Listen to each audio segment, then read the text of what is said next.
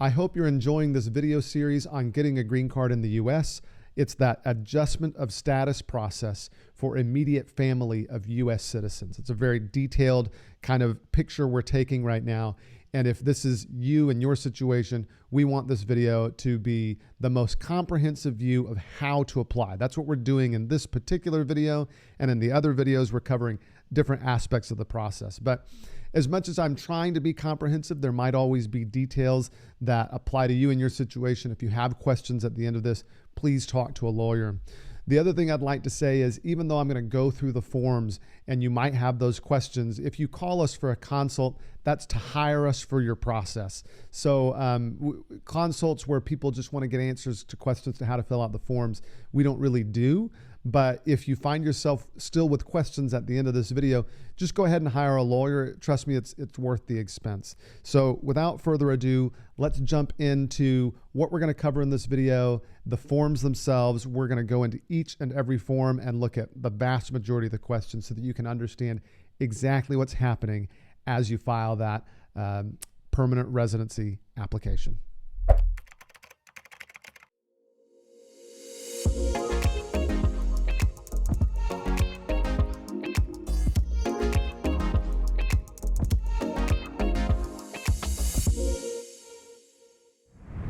Let's talk about how to apply for that green card. And again, I want to make sure that everyone understands this is the adjustment of status process to getting that green card, and more particularly because of your relationship as an immediate relative to a U.S. citizen.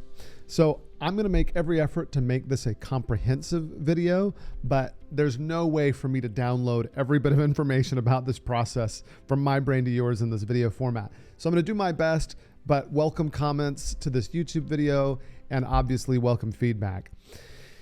Again, this is the adjustment of status process, which means you're going to apply from inside the United States on Form I-485, not the consular process where you would use Form DS-260.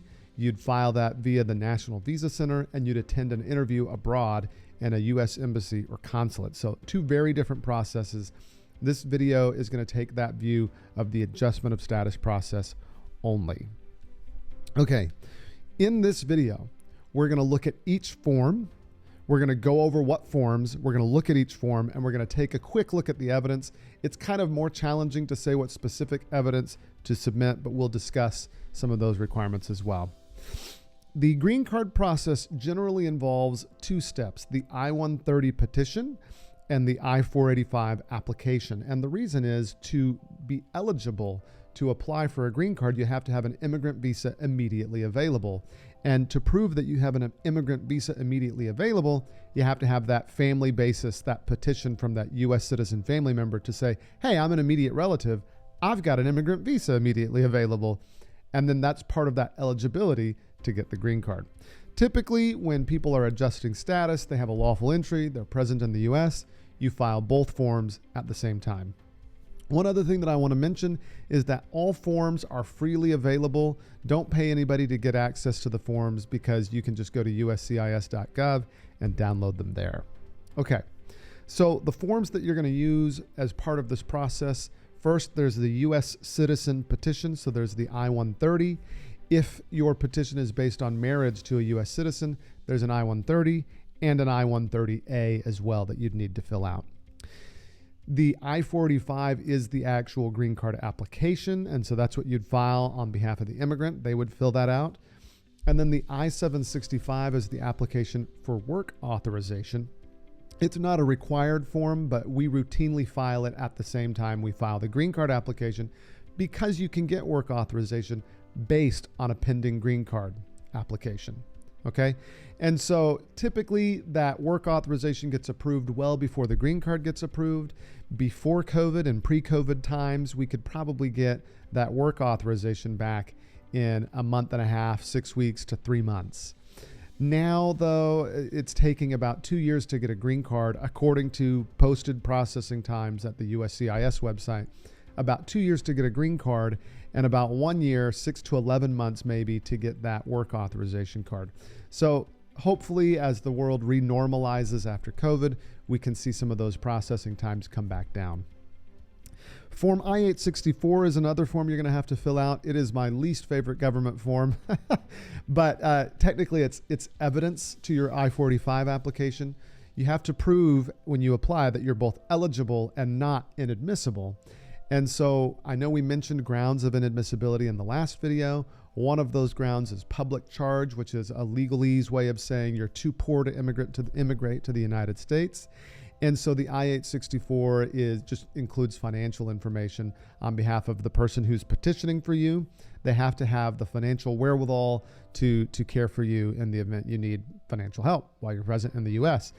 If the person petitioning for you does not have significant enough financial resources, which really is just 125% of the federal poverty guidelines, then you can get a joint sponsor. And we'll briefly discuss that when we look at that form. All right, some optional forms include Form I-131, which is an application for a travel document. If you leave the United States while your green card application is pending and you don't have a travel document, then that application is going to be deemed abandoned.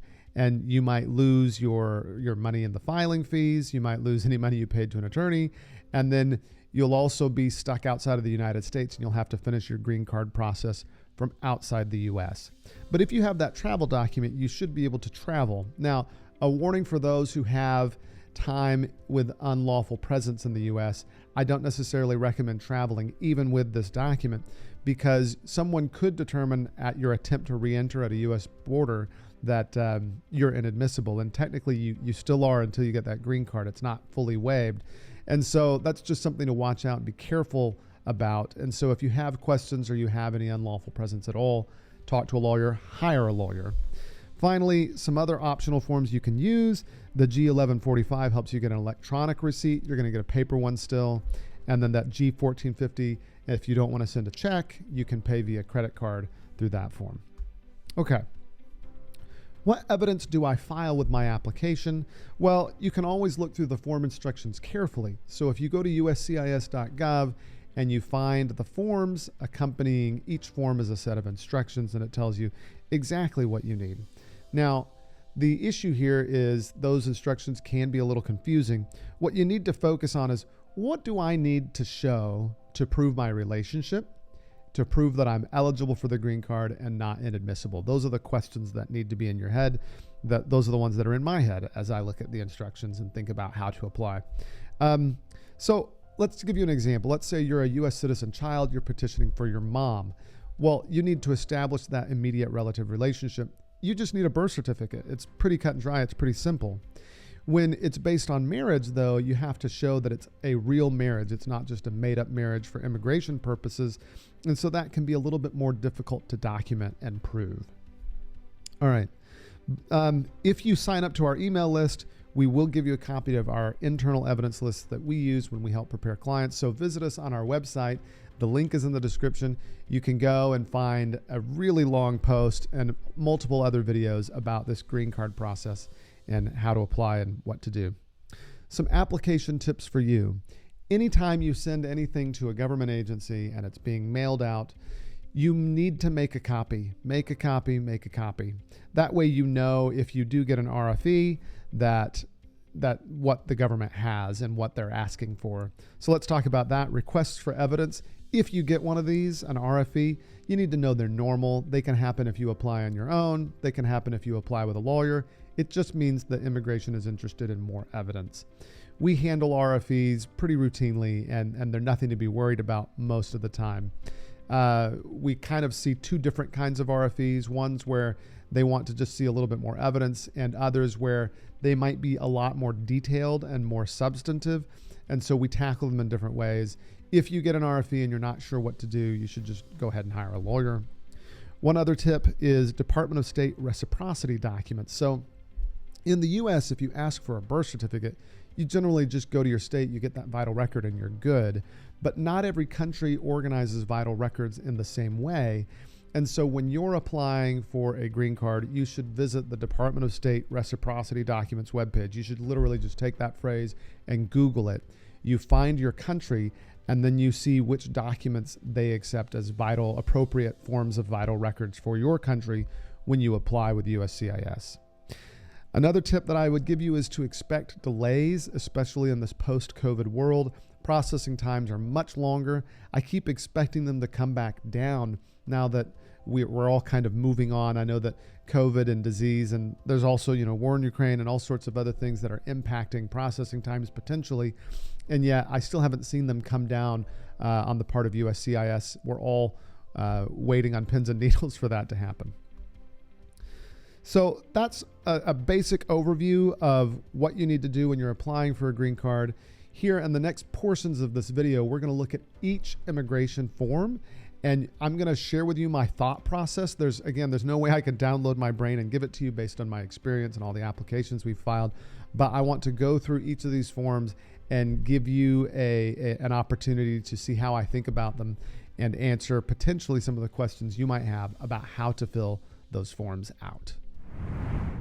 We're going to start with Form I-130. It's the first form in this view of forms that we would use to apply for a green card. This is that U.S. citizen family member petition for the immigrant relative. They always use the word alien. But anyway, what you need to know is it's here at uscis.gov.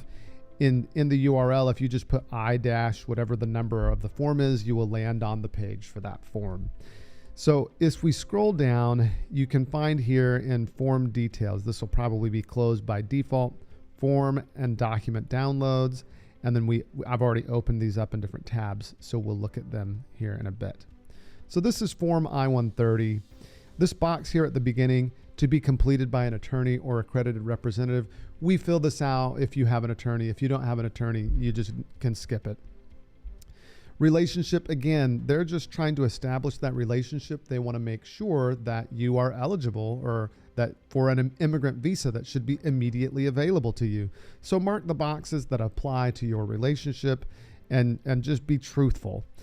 If you have an A number, great. If you don't want an A number, if you don't know what an A number is yet, don't worry about it. You can skip the USCIS online account number as well if you don't have one. The social security number, if you don't have one of those, you can skip as well. Or you can put in NA or none. Put in your full name, and then I want to clarify, you are the petitioner, your relative is the beneficiary. You equals the U.S. citizen, so this is your information about you. So if you're a U.S. citizen, you definitely don't have an A number, and if you've never filed anything with USCIS before, you don't have an online account number. Here we go. Other information about you, nicknames and other names, maybe previous maiden names, that kind of thing. This is your information again, your addresses. Pretty simple, but just detailed and nuanced biographical information, your addresses, that kind of thing. How many times you've been married, your current marital status, date of your current marriage. Again, nothing really super confusing here. Let's see. And additional information about you. You do need to tell them how your citizenship was acquired, most often through birth, but sometimes through naturalization. Okay, information about you continued. This is if you are an immigrant, then you'll need to fill out these. If you're not an immigrant, then you don't need to fill out those. If you were born in the U.S., for example. And then your employment history, and let's see, your biographic information. They started collecting this ethnicity-based biographic information only a couple of years ago. I remember when the forms didn't have it. Again, just be truthful and keep moving. Finally, we're here at Part 4, where we get to information about the beneficiary, which is information about the immigrant. And so they probably do have an A number if they have a lawful entry to the United States. They may or may not have a social security number. So if they don't have one, you're fine to skip it. Put their full name, put their information. Again, since you are living your life, you should know the answers to these questions. It's not as complicated a form. The purpose of the petition is to establish that the person has the relationship necessary to get an immigrant visa based on a family relationship. And that family relationship can be as the result of a relationship with a U.S. citizen or a permanent resident. And again, our course is focused on the adjustment of status for immediate family of U.S. citizens, but either way, the information is the same. Over here, was the beneficiary ever in the United States? Always be truthful here. He or she arrived as class of admission. So If it's a visitor's visa, that's going to be a B1, B2 admission. If it's a student visa, same deal. So put whatever it is. The I-94 number, if you don't have the I-94 in past years, recent years, CBP, that's Customs and Border Patrol, started to issue electronic I-94s. So you can always just Google CBP I-94 download, and then you can log into that system. You're going to need the passport number that you used to enter and information about yourself, like your date of birth. You log into that system and you download your I-94. It will have your record number there. It will tell you the date of your arrival, and it will tell you whether it expired. Now, I'm pretty sure that the form doesn't let you put okay, so it's letting me do it now, but when we fill out our forms via Adobe Acrobat, it doesn't always let you type that in. So be careful. If you do need to print off and fill in a couple of things by hand, that's fine. My recommendation is to print as much as you can, but the forms can be a little finicky, and it's not a bad thing to print it off and then check a box with a pen if the box wouldn't check, or to write in, your address from this time to the present. That's totally acceptable. It doesn't all have to be typed. You'd put in your passport number that you entered with, let's see, travel document number.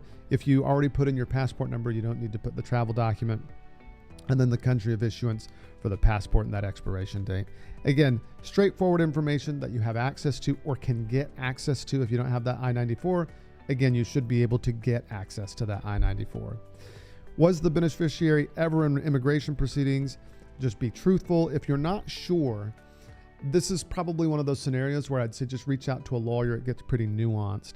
And then a lawyer could also maybe help you with a FOIA request and see if you ever were in removal proceedings. If there's any doubt at all about removal proceedings, get a lawyer involved in your process, because those can be really tricky and you do need legal help. Generally, you're going to mark no. If the answer is yes, then you need to correctly put the information in. Where it asks for date, if there's an order of removal or a date of resolution, some other kind of order, you would just put that date here. Okay. Going to move on here. All right. So this is all basic biographic information, nothing that's legally significant that I see beyond biographic information. All right. If we move on to the I-130A, it's the supplemental information for a spouse beneficiary. So you only need to file this form if the immediate relative relationship is a spousal relationship.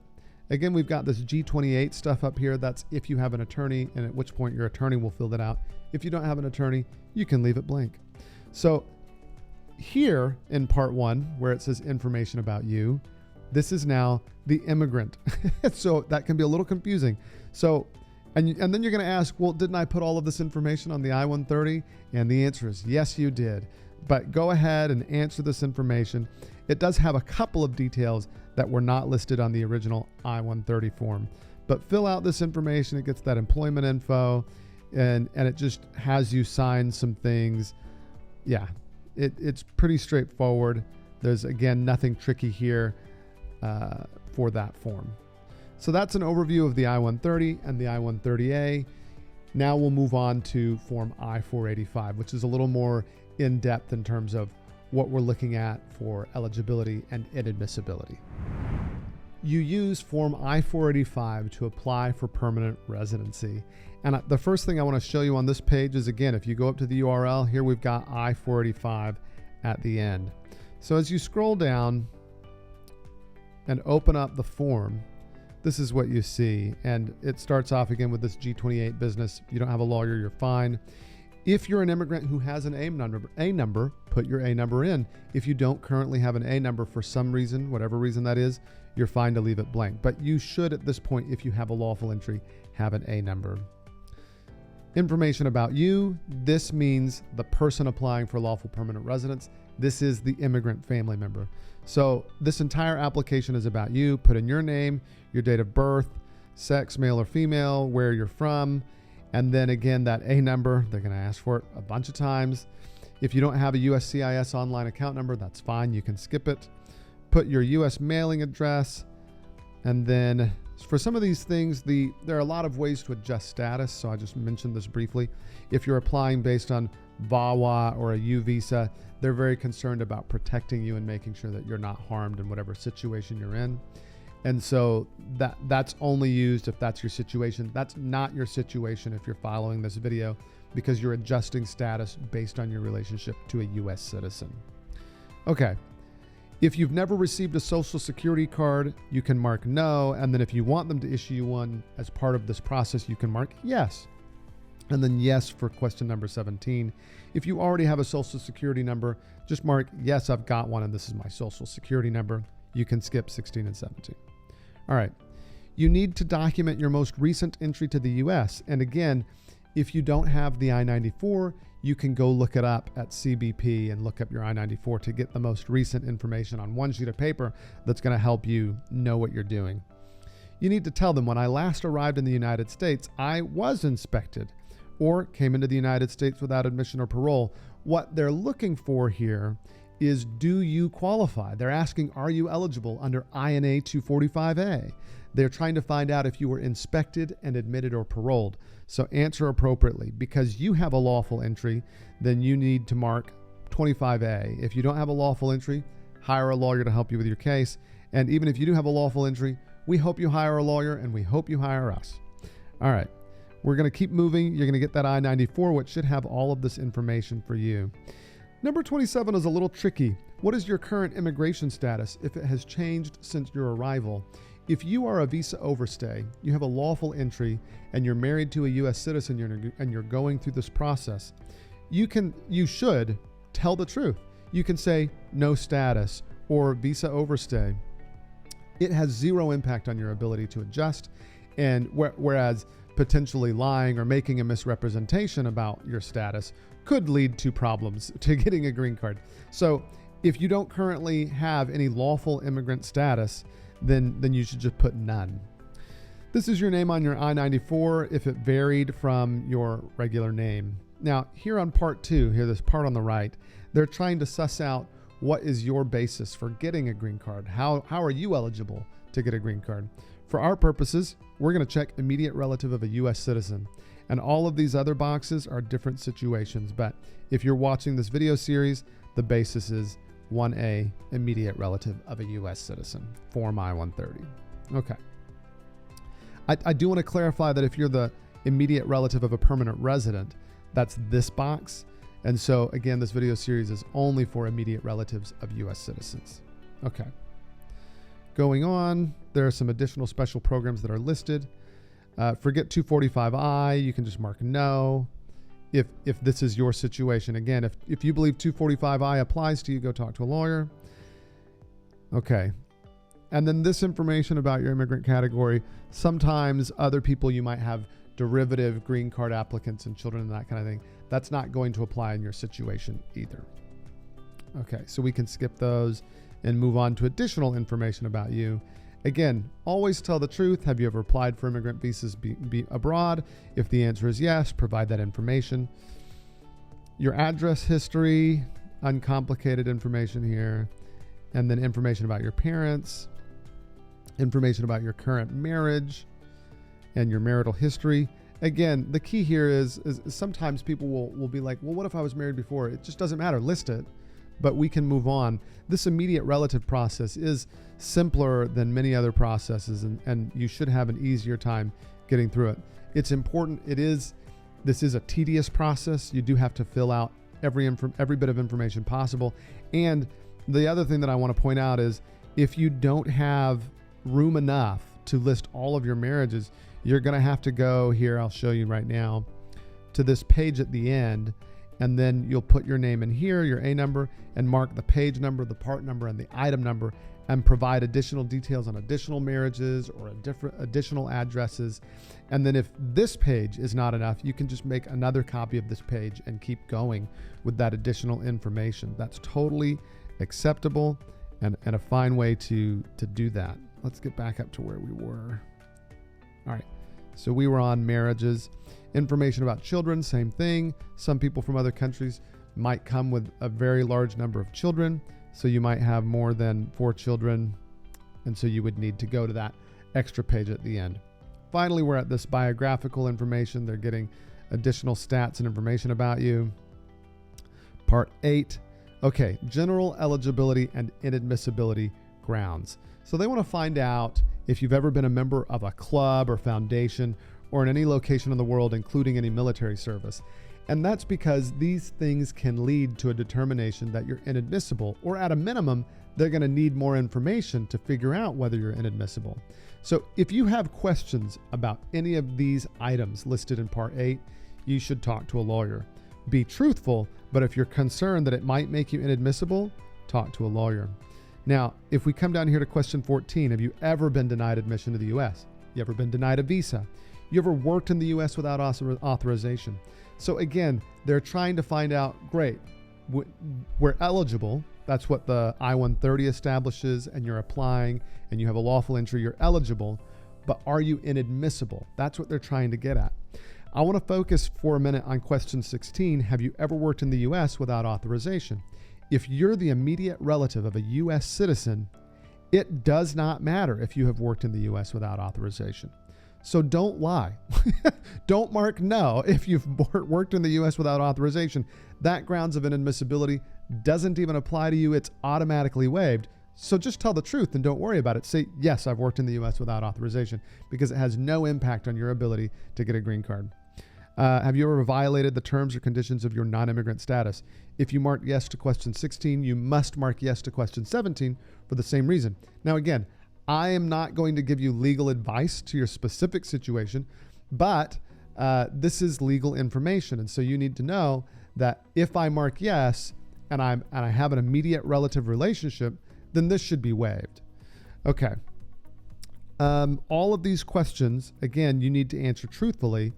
Read them one at a time and make sure you understand them. And if you don't understand them, talk to a lawyer. If you find yourself marking yes to a lot of these questions, talk to a lawyer. You should be answering no to the vast majority of these questions if you plan on actually getting a green card. Next, we've got some criminal history things. And so you want to make sure that your criminal history is not serious enough to keep you from getting a green card. If it is, that's the time that you need to be thinking about waivers. We have another video about that as well. So let's see some of these other questions. Again, if you look at INA 212, which is grounds of inadmissibility, you'll notice that a lot of these questions kind of track with INA 212. So it starts with some of the most common things. You ever worked in the U.S. without authorization, right? And then it starts to go down INA 212 to make sure that you don't have a criminal history, to make sure that you're not a terrorist, to make sure that you're not a spy, to make sure that you don't engage in illegal gambling. We'll stop at a couple of these. So no money laundering, again, no espionage, no other unlawful activity. And it doesn't ask you outright, do you have enough money to support yourself? Because that's the purpose of some of that evidence. That I-864 form we're going to look at in a bit proves that you're not going to be a public charge. These questions are geared towards, have you received any paramilitary or weapons training? If you have, mark yes. A lot of countries do have compulsory military service, and that's not a terrible thing. But, if the answer is yes, provide a credible and reasonable explanation, and you should avoid any trouble. All right. We keep going through all of this form. None of these other questions stick out to me. Obviously, you can't be a Nazi and get a green card, right? All government forms are updated over time, and the I-45 is no exception. This is a relatively new version of the form, and it has this public charge information. I'm going to go through it carefully because this is a new edition. You likely won't be able to find instructions for it anywhere else unless you're watching this 6 months to a year from now. Maybe there's tons of information by the time you find it. But what I want to do is look at these specific questions. Now, generally, public charge, the grounds of inadmissibility of public charge, is typically just handled on Form I-864. I'm a little puzzled as to why they would include these questions on the I-485 when it's already handled on I-864. Now, if this means a trend where we're going to move away from the Form I-864 and just include it all on the I-485, that would be a good thing. I don't see that happening because of the possibility of joint sponsors, and I just think it would be difficult to roll that into the I-485. I'm a little disappointed to see this section expanded under the Biden administration because there was definitely an attempt to expand public charge and admissibility under the Trump admin. It was blocked in courts, and the Biden admin kind of decided not to fight that in court. So interestingly, to see it here. All right, so how to respond to these questions. Again, if you have more in-depth questions, you should talk to a lawyer, and this video is legal information, not legal advice specific to you. However, in a scenario where you're applying for a green card adjustment of status based on your relationship to an immediate relative, this question says, are you subject to the public charge ground of inadmissibility? The answer is yes. It would only be no if you are getting a green card through a humanitarian visa like asylum or a U visa, something like that. In general, through a family basis, you're going to mark yes. Now, what is the size of your household? That varies. Obviously, everybody's household size is different.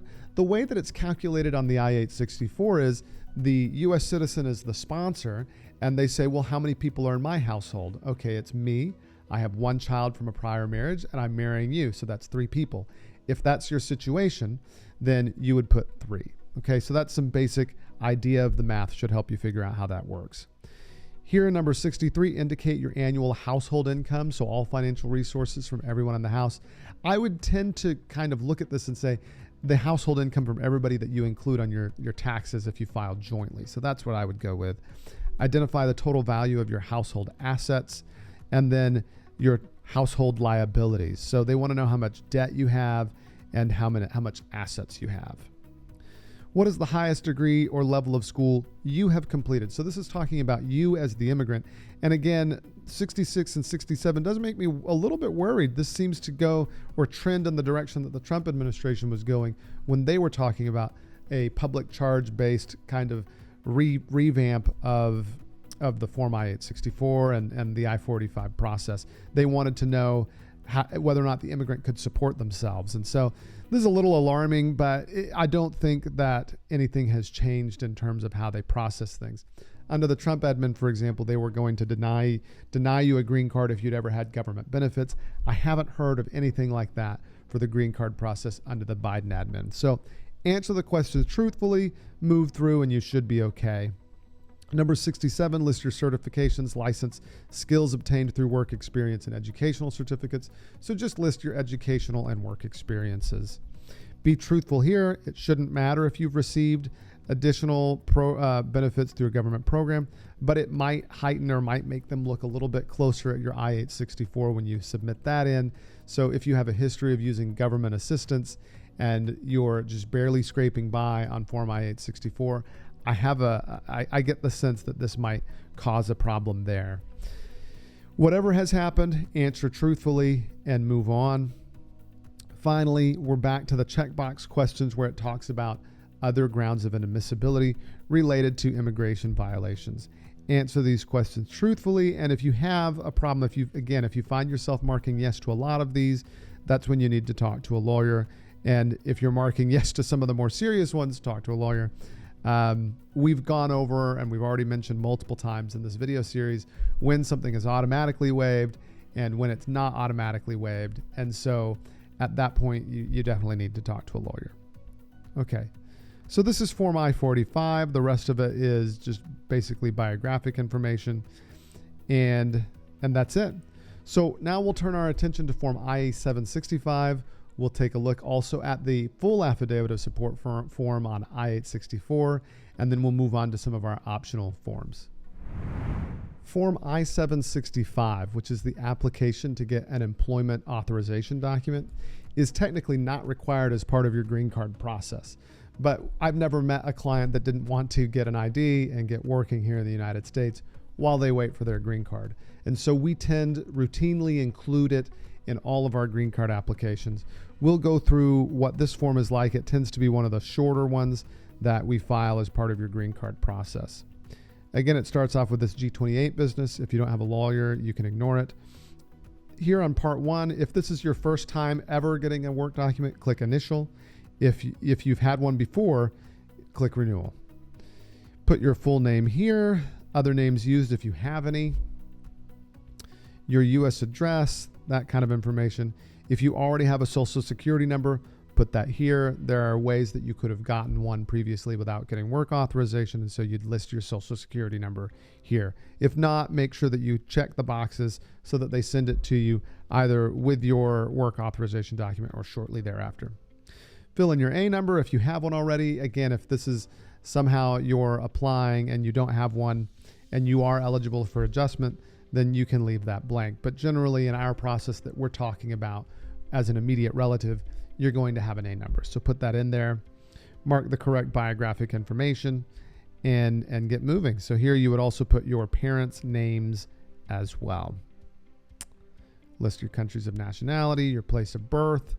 All right, so we've already discussed this, that when it asks for Form I-94, that you can always look it up at the CBP website, download your I-94, and put that information in here.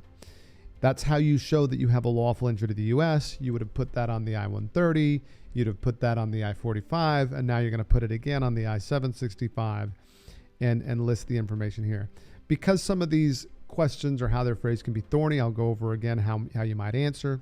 So date of your last arrival should be pretty straightforward. Your place, again, you should have a lawful entry if you're watching this video, so it's likely going to be an airport or a port of entry at the U.S. border, either with Canada or Mexico. And then finally, your immigration status at your last arrival. So if you entered on a visitor's visa, you can put that a B2 visitor, F1 student, or you can even put no status. But again, you have a lawful entry, so you should put something, right? Your current immigration status, this may not be as important for our purposes. I mentioned earlier that as long as you have a lawful entry, your status currently does not impact your ability to get a green card if you're an immediate relative to a U.S. citizen. 26 may or may not apply to you. If you are not present on a student visitor visa, then you probably don't need to put anything in that field at all. This can be tricky, but typically for people who have a pending residency application, it's going to be C in this first box and then 9, and you can leave this last box blank. So basically the regulations list all these categories that you can get a work permit, and the one that authorizes it based on a pending residency application is C9. This has to do with getting it through kind of STEM OPT eligibility. We can move through that quickly because it's not applicable. And the same for questions 29 and questions 30, 31, 31B. None of these are applicable to you in your situation as the immediate relative of a U.S. citizen. From then on out, it's biographical information, your name and signature, and your preparer if you use an attorney. To prove that you're not inadmissible under public charge grounds, you have to submit Form I-864 along with your I-45 application for a green card. Form I-864 is supposed to collect financial information about the person petitioning for you, and if they don't have the income sufficient to keep you from being found to be a public charge, then a joint sponsor may also submit Form I-864. Typically, you prove that the person filing the form has the financial wherewithal to support you by way of taxes. And so this becomes an incredibly complicated form to calculate whether or not somebody has the financial ability to sponsor you. Part of the reason for that is people can file taxes jointly, married filing jointly, that kind of thing. And so when that happens, that additional family member who, if you're married filing jointly, the spouse of that person may also need to file Form I-864, which is titled a contract between the sponsor and the household member. And so that means if you have a joint sponsor and they're including their spouse's income in their joint tax returns, then you'll also need to file Form I-864A as a contract between the household member and that sponsor. And it gets even more confusing because there are special rules about whether or not the intending immigrant's income can be included as part of the entire household income. So this is, I make no qualms about stating this is my least favorite government form. I've been doing this long enough to have a least favorite form. And so let's dive into Form I-864, and hopefully we won't both be left scratching our heads. So we'll go through it very carefully, line by line.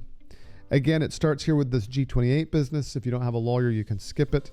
I hope you do get a lawyer because Form I-864 enough is reason to hire one. So we're going to remember we're approaching this entire process from the adjustment of status process for immediate family of U.S. citizens. And so What you need to know is the petitioner in every scenario must file Form I-864. This is true even if they don't have the income to financially support you. So the petitioner is going to file it, and they're going to put their name and select, I am the petitioner. Now, if their income isn't sufficient, then you need to find a joint sponsor where that joint sponsor would put their name here, and then they would select this box, I am the only joint sponsor. Could you, in theory, have additional joint sponsors? Yes, but I do not recommend it because the form is already complex enough as it is. And so I would look for one joint sponsor. If you have a very large number of people that are trying to immigrate at the same time, that might be a scenario where you look towards an additional joint sponsor. But that would be the only time that I would look at that. You want to try to limit this to one petitioner, one joint sponsor if necessary. In our office, if you're going to use more than one joint sponsor without a good reason, we just either won't represent you at all or the fee that you have to pay for the process increases. Okay, so let's move on. We've got part one figured out. Part two is information about the principal immigrant, just basic biographical information so we know who we're talking about. Who are we sponsoring? That person should have an A number if we're doing the adjustment of status process, someone with a lawful entry who's the immediate relative of a U.S. citizen. All right. By the time we get to part three, you need to click, I am sponsoring the principal immigrant named in part two. The answer should be yes. Now, you can also sponsor additional family members under a variety of scenarios. And if that is the case, then you might have an increasingly complex case, and I'd recommend you just hire an attorney to help you get this part of the application right. Okay, moving on. Once you've determined what the total number of immigrants you need to sponsor is, you put that here in this box in question 29, part 3, question 29. Remember that because we're about to talk about it in a bit. Additionally, you move on with information about you and you know, your name, your address, basic information about you. How are you a U.S. citizen? You have to have a social security number because you are either a U.S. citizen, national, or permanent resident. If you did not immigrate to the United States, if you were born in the United States, you don't have an A number, so you would leave that blank. Number question 14 is straightforward. Finally, here we are, sponsor's household size. So the sponsor's household size is important for the following reason, and I'll show you why. Let's come over here. You have to prove that you have financial resources that are 125% of the federal poverty guidelines based on your household size. And so this is your household size, and the URL I'm at here is I-864P. This is only one of many places where these are listed. So if your household size is 2, then the income of the sponsor or joint sponsor needs to be above $22,887. If your household size is 3, 4, 5, 6, 7, 8, and so on. So this is the level of income you would need to act as a sponsor, as a financial sponsor. And so that's why the form is asking, hey, what's your household size? And then it comes down here and says household size is this number. Now, this form, I believe, is designed to auto-update as you fill in these boxes. It frequently does not. So this is one of those scenarios where you're going to likely need to print off the form, white out, and then write in the correct answer. Now, this number, part 3, question 29, you already wrote it here. And the way that this form is designed is that these numbers are supposed to auto-update. Why can't they auto-update from this number to this number down here? I don't understand. Why can't they get information about you as the sponsor before they get all this other information so that it all flows seamlessly together? I don't know. This is one of the many reasons that I hate this form. But in any event, you take the number of immigrants you are sponsoring here and you type it again down here if it lets you type it. And then I want to point out this part too. Note, do not count any member of your household more than once. So if you've already listed them here in this box, don't type them again in this box. So if you are currently married, enter 1 for your spouse. Now, if the immigrant you're filing for is your spouse, then you can't enter 1 because you're not supposed to count any member of your household more than once. Yeah, I just can't stand this form. If you have dependent children, enter the number here. Again, unless unless you've already counted them above. The same goes for all of these boxes. If you have sponsored any other people who are now permanent residents, you've got to include them because you still are financially responsible to them under this I-864 contract until they naturalize. So if they haven't naturalized yet and they're eligible, go ahead and get them to do that so that you can bring this household size number down. And then if you have siblings, parents, or adult children who are combining their income with yours, you would enter that number here. And so that's typically not the case for people that we speak with, but if it is, then you know who you are. Put your number there. All right. So now we're going to get into part 6. This is your household income, and it doesn't actually say household income until you get to question 20 here, my current annual household income. It first just starts with your income. So it says, what's your occupation and what is your income? All right. And then it says, hey, is there anybody else's income you're using as part of this I-864? And for me, if you're going to use more than your income and a spouse's income, it just gets to a point where it's way too complicated to figure out whose income matters for what, when. And so I would just limit it to you and one spouse. If you have somebody whose financial situation is more complicated than that, well, then so is your process. The likelihood of getting an RFE increases because they might want to see additional financial information. I would try to find somebody, if you need a joint sponsor, whose financial situation is easy enough to figure out here. Okay, so income you're using from any other person who is accounted in your household size could be your spouse. It says, including in certain conditions, the intending immigrant. We'll talk about the intending immigrant phrase here in a bit. But in any event, it's typical that you would list your spouse, your relationship spouse, and their income. And between the two of you, if you're married filing taxes jointly, that's the total household income. Now, box 21 and 22 have a couple of interesting things that they say. Okay. So it says the people listed in items number 8, 11, and 14 above. So the other extra people whose income you're using, if you're going to use their income, they have to complete Form I-864. It's that contract we mentioned before between the household member and the sponsor. And you need to file the I-864A along with your I-864. Now, that's box 21. Let's look at box 22 and then talk about the difference between these two scenarios, because I can tell I'm already losing you, right? So box 22 is one or more people listed in above. They don't need to fill an I-864A because they're the intending immigrant. What? So box 21 says I'm filing an I-864A. Box 22 says I'm not because I don't have to. And so that can be very, very confusing.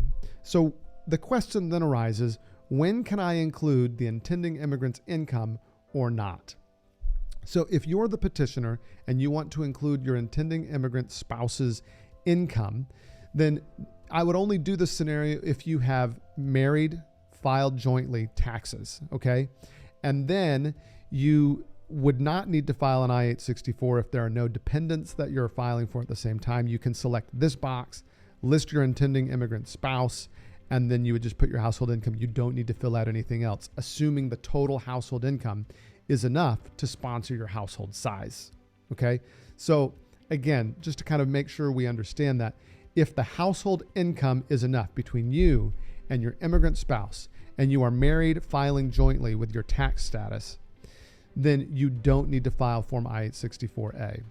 Now, if you're married and you're including your intending immigrant's income and you guys still don't have enough income to overcome the federal poverty guidelines and you're seeking a joint sponsor, then that joint sponsor, if they're married and filed jointly with their taxes, at that point, that joint sponsor would check box 21, and then their spouse would fill out Form I-864A, and we'll look at that in a minute. So I know it's confusing, and this is one of those areas where if this just feels like too much, then you should hire a lawyer. We don't take questions in consults of like, oh, hey, do I need to fill out an I-864A? Because we consider that to be like legal coaching. If you're feeling like this is just not something you want to deal with, you should just hire us outright. We're happy to help you, or some other lawyer that is local to you if that's what you choose to do.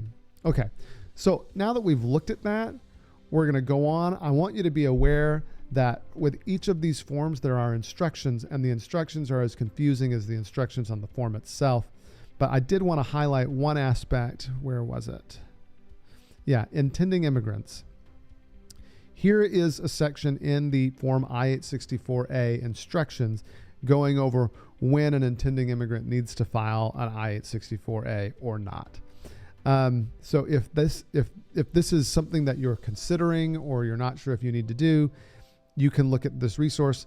And then the final kind of caution that I would add to this is that if you're going to include the intending immigrant spouse's income as part of the I-864 and the taxes and all of that, then the income has to be lawfully derived. So if they don't have work authorization, don't include the intending immigrant's income.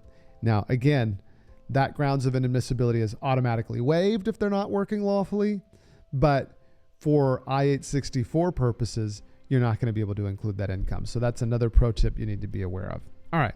So detailed look at those very nuanced questions. We're going to move on now to question 23A. Have you filed a federal income tax return for each of the three most recent tax years? You should mark yes, unless you have a really good reason for not having done so, but you need at least the most recent tax year. Mark yes. Optional. I've attached photocopies or transcripts of my federal income tax returns for my second and third most recent tax years. You have to attach the most recent year. It's optional to attach the second and third years. When we represent clients, we ask for the taxes for the past 3 years because we need that information anyway in the total income boxes.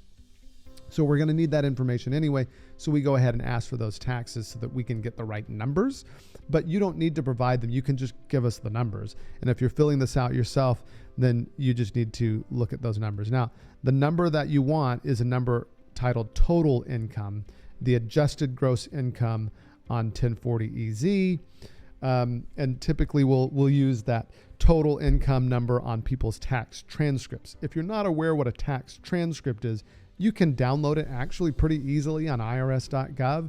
And we highly, highly recommend to our clients to download the tax transcripts because it's going to be a lot less paper to deal with when you're filing Form I-864 and the form itself is already complicated enough. So I would get those tax transcripts and then also the W-2s and 1099s you used as the basis for filing your taxes. And that's the evidence that you want to submit with Form I-864. Part 7, use of assets to supplement income. We simply don't do this. If this is something you're looking into, get a joint sponsor because it's so much more harder in terms of your paperwork burden to prove that it's almost not worth it. And so I'm not going to review Part 7. If you believe that you have the assets to supplement your income so that you are not a public charge, that's great. You should hire a lawyer to do it. Or in the case of us, you should find a joint sponsor. Okay, moving on, we're going to come on down here to Part 8. This is the sponsor's contract where it says, hey, I promise that I am going to be financially responsible if the immigrant does have some kind of financial needs, so they won't become a public charge. It points out that divorce does not terminate your obligations under Form I-864, and you're just going to be responsible for this person until they naturalize. Now, what does this really mean, and what are the actual risks that are involved in filing Form I-864 for someone? I want to mention that just real briefly. The risk that the federal government will come after you to help fund someone who has become a public charge, who needs government benefits, who lands in the hospital for whatever reason, is incredibly slim, to the point that it almost virtually never happens. I think I did some research on this, and I think it's only ever been done 6 times in the last 30 years among all of the immigrants. And consider that, like somewhere between 500,000 to 740,000 people adjust status each year. So the likelihood that this happens is so incredibly low. And yet it is part of this public charge shenanigans that the U.S. government plays when you file for that green card application. So be aware of that as you look at this process.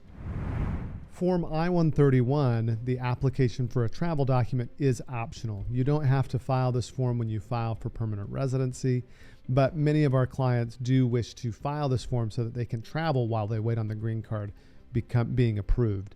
In the past, when green cards took anywhere between 6 to 12 months to get approved, it wasn't as big of an issue. But even then, people frequently wanted to get this travel document, and that's because the travel documents themselves were approved in that same time frame between as the work authorization document, so somewhere between 12 weeks to 3 months, and so they could travel while the green card was pending. Today, with green cards processing out about 2 years, it becomes even more important to want to travel while that green card application is pending. And yet, the advanced parole application, the application for travel document, is taking about 14 months. And so your decision to get one may not be as strong, or your motivation to get one may not be as strong as it was previously. Either way, we're going to look at this form, what it takes to fill it out, and what it means. Now, I want to point out that advanced parole must be, you have to get advanced parole before you leave the country if you have an adjustment of status application pending. And so that's what it says here. That's generally good advice, but it points out that when you re-enter the United States, you have to be admissible, and that if you don't have some other kind of visa to re-enter the U.S., you still may not be admitted to the country. In our experience, if you have that green card application pending and you file for advanced parole, you should be able to travel without too much concern. My concern, and the reason I'm bringing it up in this video for those of you who are watching, is if you had any grounds of inadmissibility before you applied for the green card, I would not travel while the green card is pending. Because if you have any period of unlawful presence and then you have the green card pending and you travel, you can very much be found inadmissible and they may not let you back in. And that means you'd have to finish your green card process overseas. So I would only recommend traveling and getting the I-131 and spending the time and expense on it if you've managed to maintain lawful status completely up from your entry into the United States all the way until you apply for adjustment of status. Okay, so let's talk about this form. When it says information about you, it is talking about the immigrant. And so the immigrant would put their information, their country of birth, their gender, their date of birth, and their U.S. Social Security number, if any. At this point, you should probably have an A number, although if for some reason you don't, you can leave that blank without too much worry. The one that you're going to check, and again, this video and this course is very specific to one scenario, immediate relatives of U.S. citizens who are adjusting status. This is what you want to select, is 1D. Now, continue filling out your information here. Again, just biographical information that you should have access to. You must fill out part 3 if you don't know your date of intended departure, or you don't have a specific date of intended departure. I would just look at the processing time for the I-131 and put a date, within weeks or months after that. Expected length of trip, again, you could put an estimate and move on. Fill out this information. If you are in removal proceedings, just don't travel. If you're in removal proceedings, you should be talking with a lawyer and you should not be traveling until that's resolved. If you've ever been issued a reentry permit or refugee travel document, most of you are going to be marking no. Maybe you mark yes, and if that's so, just put that information here. All right. Where do you want this travel document sent? Most of you are going to want it sent to your U.S. address shown above, but occasionally to the embassy or to DHS office overseas. If the point of this travel document is to avoid having your green card application canceled due to travel, then you're not going to be checking box 6 or box 7. Okay. Information about your proposed travel. This space is likely enough, but if you need more, you can attach additional sheet of paper. If you're just going to be traveling while your green card is pending, you can note that. Now, I want you to be aware that the instructions say that to travel while you're, yes, here it is.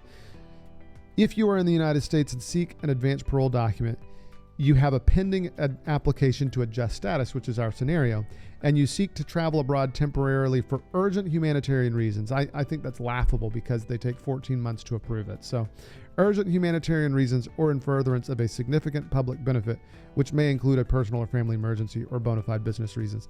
I've had people leave with their spouse for internships. I've had them leave for work, and I've had them leave just to visit family. And so these are normally approved. They're routinely approved, but you still need to make your case. And that's what's important to list here is your reasons aside from, I just want to visit. Like, you need to make sure you express, Lawyering sometimes is about storytelling, and so you want to tell the story that best fits this narrative of urgent humanitarian reasons or significant public benefit. So that's what you want to do as you fill out this form. Okay, part 5 you can skip, part 6 you can skip because we're in part 7. And again, most of my clients in your scenario, as an immediate relative who's adjusting status, you click that box for more than one trip, fill out the information here, make sure that this is being sent to the address here in part 7, 4A through 4I, put your address again for your advance parole document. At that point, sign. If you have a preparer, they're going to sign as well. So that's about it for Form I-131. It allows you to travel while your green card is pending. Most of you who have maintained lawful status from your entry to the point at which you applied for the green card, you should be fine. Others of you might want to be a little more careful as you consider whether or not to travel while your green card application is pending. There are a few more optional forms that I want to take a look at with you that we see frequently filed with permanent residency applications. The first is Form G-1145. I want to point out that the naming convention in the URL still works here. And then if you go to the form, it has basic biographical information and contact information so that they can electronically notify you that they have received and accepted your application. I want to make sure that you understand that accepting your application at their facility does not mean they've approved it. It just means that they've received it, they haven't noticed any problems, and they've begun to process it. The next form I want to look at is G1450, Authorization for Credit Card Transactions. What we tend to do with our clients is they will pay us the money which goes into a client trust account, and we will issue a check. That allows us to see when USCIS has withdrawn the money, and we can know down to the day when that happened. But frequently a client will like to see or pay directly to USCIS via credit card. There's no issue with this. The only issue that might present itself is this is going to go in a packet in the mail. We haven't really had any problems with that, but that is a payment option that's available to you if you would like to pay government filing fees via credit card. That is my overview of the adjustment of status process for immediate family of U.S. citizens. And keep in mind, that's supposed to be the easy way to get a green card in the U.S. So if you found that was in any way complicated, we recommend that you reach out to us and lawyer up. And yeah, if you hire us and we have some shirts available, you ask for one, we'll send you a t-shirt too. But overall, I hope that the information in the video has been helpful to you. And if you like what we're doing, please like and subscribe, share this video, help other people who you know who might be going through this process get good, accurate information. And if you need us, lawyer up. We're happy to talk to you, and we hope to see you in our office.